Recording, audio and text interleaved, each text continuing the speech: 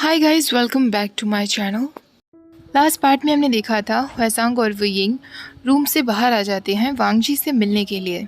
वांगजी बाहर ही खड़ा था और उन दोनों को आते हुए देख रहा था। वो मन में सोच रहा था, इस बात को अब मैं नहीं नकार सकता कि मेरे अंदर वुयिंग को लेकर अट्रैक्शन है। मुझे नहीं पता कि ये कब हुआ और मैंने अलाउ भी कैसे कर दिया, पर अब मैं इस अट्रैक्शन को नहीं रोक सकता। मुझे आज भी याद है जब मैंने उससे कहा था कि मैं उसकी बहुत परवाह करता हूँ, और ये बात बिल्कुल सच थी। मैंने वुयिंग का हाथ पकड़े हुए उस लड़के नी हुएसांग को देखा, जो कि जिन गुंगवायू का बॉयफ्रेंड था। ऑनेस्टली अगर वुयिंग ने रिक्वेस्ट ना की होती तो मैं अब तक उसे जान से मार चुका होता। हुएसांग के वहाँ आते ही वांगजी उससे कहता है, तुम्हारा आसपास या बाहर के लोगों से एकदम ज़ीरो कांटेक्ट होना चाहिए। तुम यहाँ माफिया के सारे रूल्स को फॉलो करोगे क्योंकि तुम यहाँ पर एक गेस्ट हो। एज अ गेस्ट तुम्हें सारे के सारे रूल्स की रिस्पेक्ट करनी होगी। हुएसांग घबराते हुए पहले वुयिंग की तरफ देखता है और वांगजी से सीधा हाँ में सिर हिला देता है। वांगजी उससे कहता है, तुम्हारे स्लीपिंग क्वार्टर्स वुयिंग के रूम के जस्ट पास में हैं।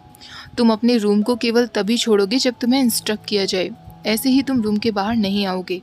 तुम्हें इस जगह पर कोई आज़ादी नहीं है। मेरे पास ऑलरेडी एक ट्रबलसम लड़का है जिसका मुझे ख्याल रखना है। मुझे एक और नहीं चाहिए। ठीक उसी वक्त लैन शिचैन वहाँ आ जाता है और नी हुएसांग को देखकर वो तुरंत पहचान जाता है और वांगजी से कहता है, ये यहाँ क्या कर रहा है और ये अभी तक जिंदा कैसे है? वांगजी, तुम्हें पता है ना ये किसका बॉयफ्रेंड है? वांगजी कहता है, यस ब्रदर, मैं बहुत अच्छे से जानता हूँ। कुछ समय के लिए ये हमारे साथ रह रहा है। वुयिंग शिचैन की तरफ देखता है और वो सब कुछ समझ चुका था। शिचैन मन में सोचने लगता है, वुयिंग की वजह से वांगजी सॉफ्ट बनता जा रहा है। वुयिंग से मिलने से पहले चाहे कुछ भी क्यों ना हो जाए, वांगजी कभी भी किसी को जान से मारने से पीछे नहीं हटता था। वो कभी किसी पर सिंपैथी नहीं दिखाता था। वो उन लोगों की फैमिली तक को नष्ट कर देता था। पर अब वांगजी पूरा बदल गया है। वांगजी शिचैन से कहता है, ब्रदर प्लीज़ वैसा ही करिए जैसा मैं कहता हूँ। शिचैन नी हुएसांग को अपने साथ ले जाता है, उसका रूम उसे दिखाने के लिए। शिचैन उसे खींचते हुए ले जा रहा था। हुएसांग कहता है, प्लीज़ मुझे खींचना बंद करोगे? तो शिचैन कहता है, तुम्हें तो शुक्रिया अदा करना चाहिए कि तुम अभी तक जिंदा हो, वरना मैं तुम्हें जान से मार देता। हुएसांग की आंखों से अचानक आंसू बहने लगते हैं और वो शिचैन से कहता है, काश मैंने उस माफिया बॉस को डेट करने से पहले 10 बार सोच लिया होता तो आज मेरे साथ ये सब कुछ नहीं होता।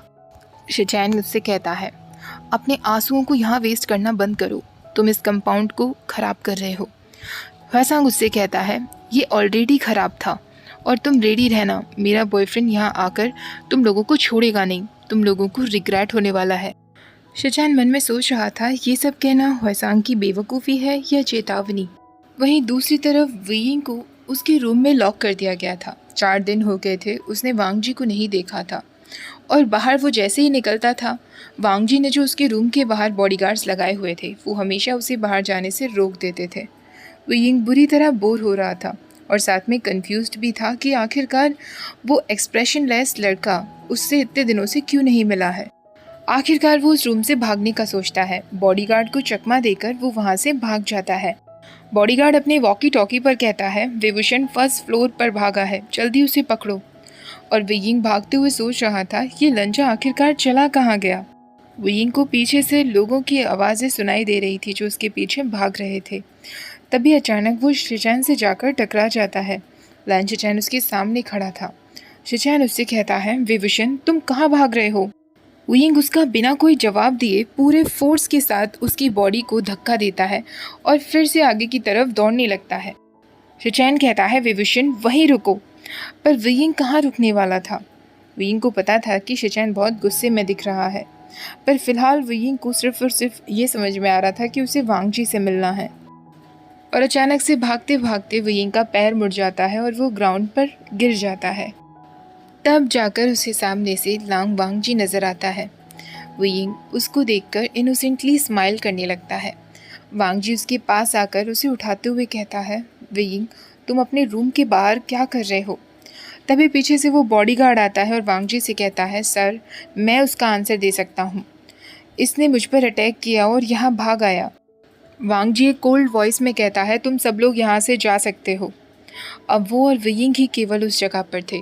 वांग जी उससे पूछता है, वुयिंग क्या तुम प्लीज़ मुझे बताओगे कि तुमने ऐसा क्यों किया?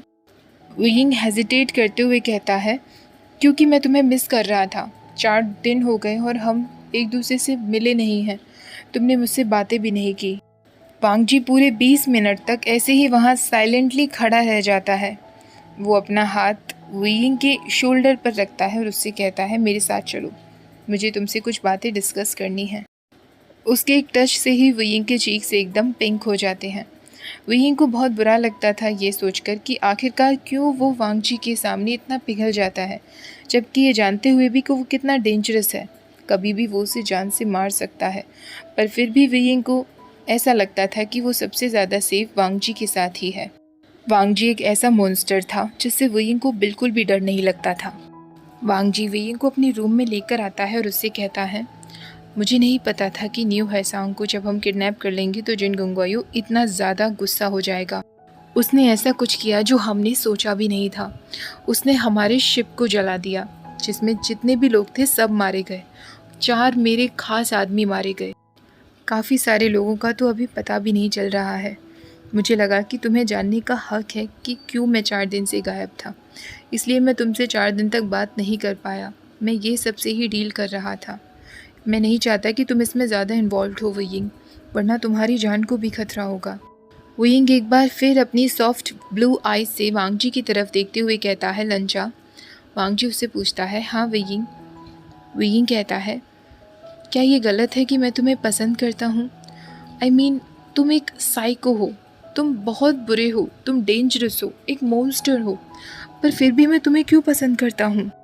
वांग जी मुस्कुराते हुए वुयिंग को अपनी तरफ खींचता है और उसे हक करते हुए कहता है, मुझे नहीं पता लिटिल फ्लावर, पर मेरे जैसे आदमी को पसंद करना अच्छा नहीं है। वुयिंग कहता है, क्या मतलब है तुम्हारा? वांग जी कहता है, कुछ नहीं। वुयिंग कहता है, तुमने अभी थोड़ी देर पहले ऐसे कहा जैसे कि तुम एक अच्छे इंसान नहीं हो। वांग जी कहता है, दैट्स करेक्ट, मैं एक अच्छा इंसान नहीं हूँ। मैं लोगों को जान से मारता हूँ। मैं एक मॉबस्टर हूँ। तुम मुझसे बेटर डिज़र्व करते हो वुयिंग। तुम मेरे जैसे आदमी के लिए बहुत इनोसेंट हो। वुयिंग वांग जी को टाइटली पकड़ लेता है और उससे कहता है, तो मैं आज के बाद और इनोसेंट नहीं रहूँगा, पर मैं तुम्हें ही चाहता हूँ। वांग जी कहता है, ओह लिटिल फ्लावर, मैं क्या करूँ तुम्हारा? वुयिंग धीरे से उसके पास जाकर उसके लिप्स पर किस कर लेता है। दूसरी तरफ नी हुआसांग और शिचैन के बीच अलग ही प्रॉब्लम चल रही थी। शिचैन आए दिन उसे वार्निंग देता था। वो उससे कहता था, तुम लोग जो कर रहे हो वो बहुत गलत है, तुम्हें इसका पछतावा होगा, तुम लोगों को मुझे छोड़ देना चाहिए। शिचैन उससे कहता है, मुझे धमकी देने की कोशिश भी मत करना। हुआसांग कहता है, जिन गुंगायों के यहाँ आने का इंतज़ार करो, वो तुम सब लोगों को जान से मार देगा, इस ग्राउंड को जलाकर राख कर देगा। शिचैन अब उसकी बकवास बर्दाश्त नहीं कर सकता था। वो अपनी गन निकालता है, पर इससे पहले कि वो हुआसांग को जान से मार पाता, उसे एक गन शॉट सुनाई देता है, जो उसकी गन से नहीं निकला था, बल्कि किसी और की गन से निकला था। वो लोग अब अंडर अटैक थे। वुयिंग और वांग जी एक दूसरे को किस कर रहे थे। वुयिंग बहुत खुश था।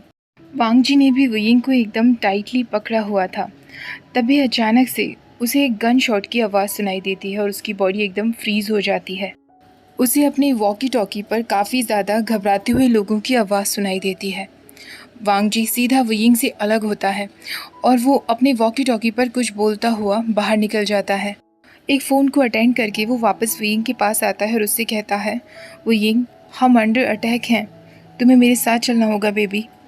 वांग जी काफ़ी ज़्यादा घबराया हुआ दिख रहा था। वुयिंग ने कभी भी इस तरह वांग जी को घबराते हुए नहीं देखा था।